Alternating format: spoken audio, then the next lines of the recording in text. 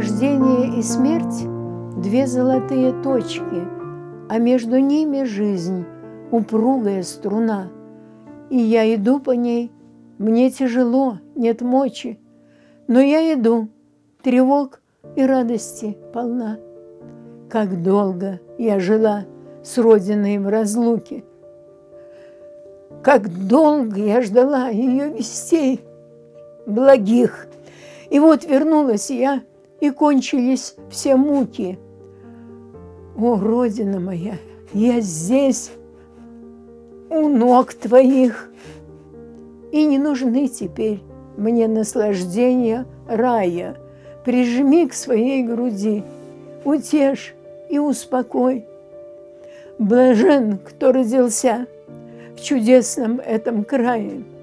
Блажен, кто здесь найдет последний свой покой.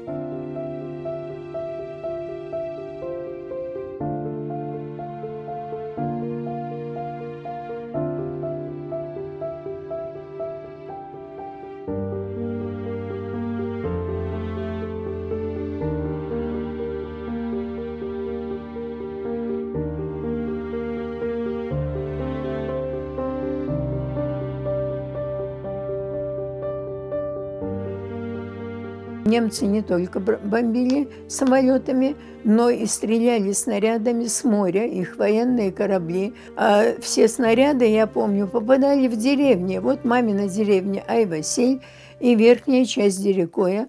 Когда начиналась бомбежка или обстрелы, мы из деревни Дерекой бежали в мамину деревню Ай-Василь, а это все пешком недолго идти, чуть-чуть в горку.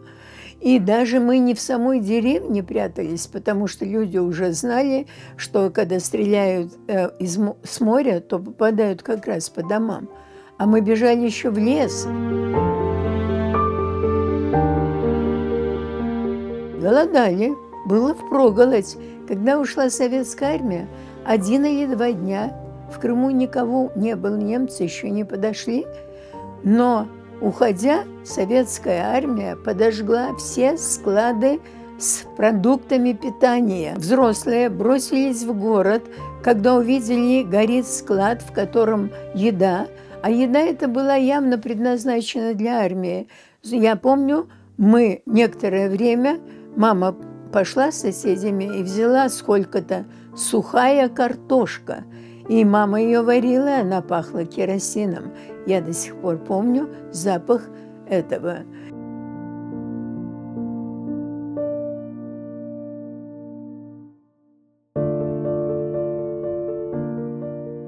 Эта мечеть была в советское время превращена в клуб. Кино мы там смотрели. Когда пришли немцы, через какое-то время клуб закрыли и открыли мечеть. Однажды мама нам сказала: сегодня наш папа будет читать эзан. А папа, оказывается, я до сих пор не знала, учился в Занджирлы медресе.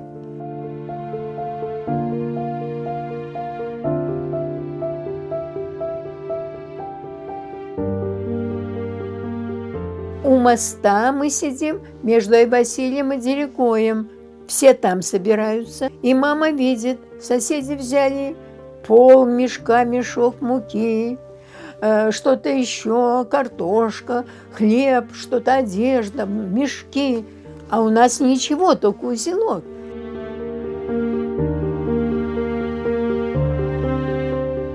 И мама сказала: там есть мука, насыпь в наволочку, возьми маленькую кастрюлю, возьми 3 большие ложки и 1 маленькую для младшей сестры. Возьми 1 нож и ножницы. Все, вот это. А я пролезла через сломанное стекло, все это набрала. Мама взяла 1 курицу, отрубила ей голову и сказала: может, по дороге удастся.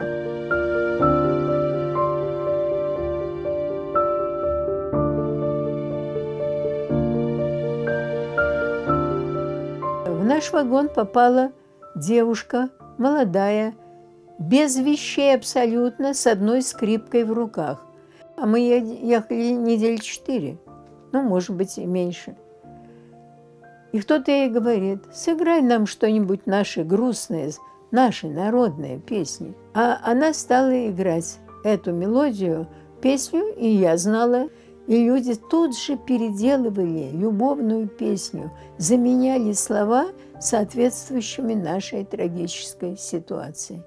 Yüksekte yerde penceremiz, harada perde, kolay değil vatandan ayrılmak, biz ağlemeyi kimleri ağlesin.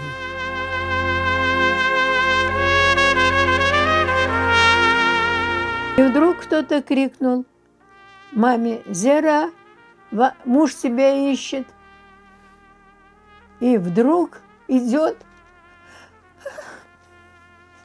а мы высунулись из вагона, мы не спустились, нам сказали не выходить. И мы видим, папа идет, я и сестра, а мама вообще встать не могла, она сидела и плакала, сидела и плакала. Он, оказывается, всех проходящих: татарский поезд из Ялты есть, из Ялты есть, есть, сказали. И он встал, и он кого-то увидел знакомым, «Benimkileri neredir» demiş. А ему сказали: вот такой вагон, по-моему, 17-й. И папа мне, уже да, когда я взрослая стала, он говорил мне: Ol gelince bu 17. vagonu unutmam derdi.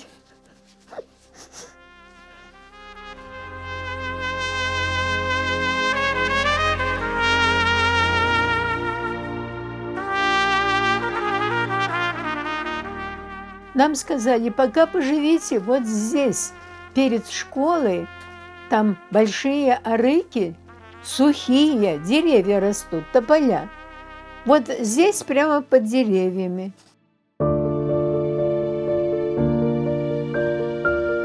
Комната с цементным полом маленькая, меньше, чем вот эта. Для киномеханика нам выделили эту цементную комнатку, и мы все там на полу цементном. Но у нас не было ни матрацев, ни одеял. Что мы делали? Мы набрали траву, высушили и постелили.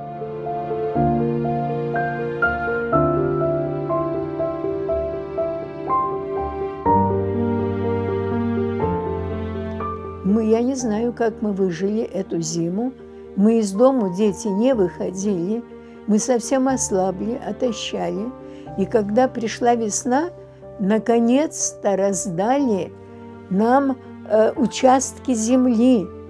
И мама в 45-м уже посадила, она пшеницу посадила, кукурузу, я помню, тоже варили из кукурузы молочной спелости.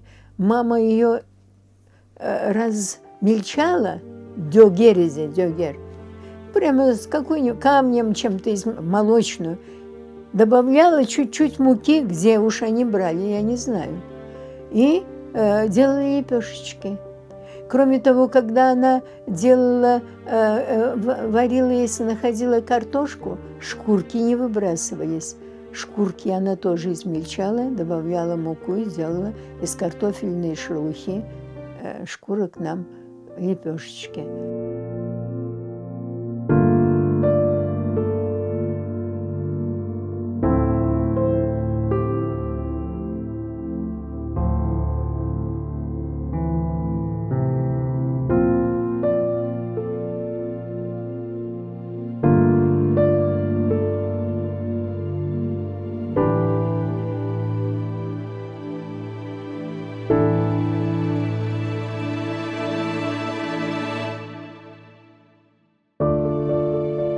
Этот самолет был полон крымских татар.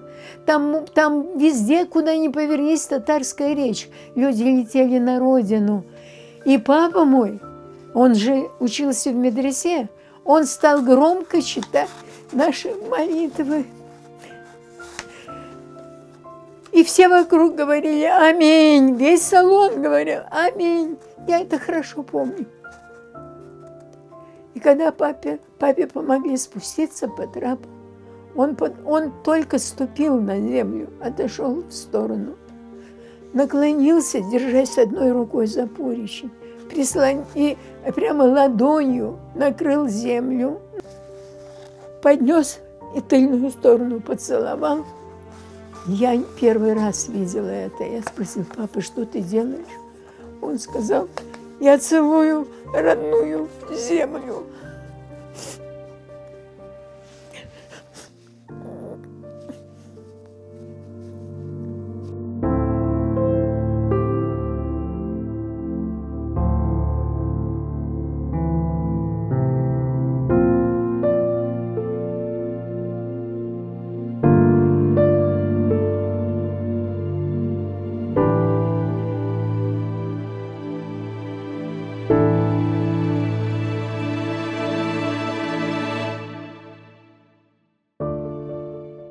Сегодня у меня 280 публикаций, и там среди них большая часть – это работы о крымско-татарском языке и о литературе.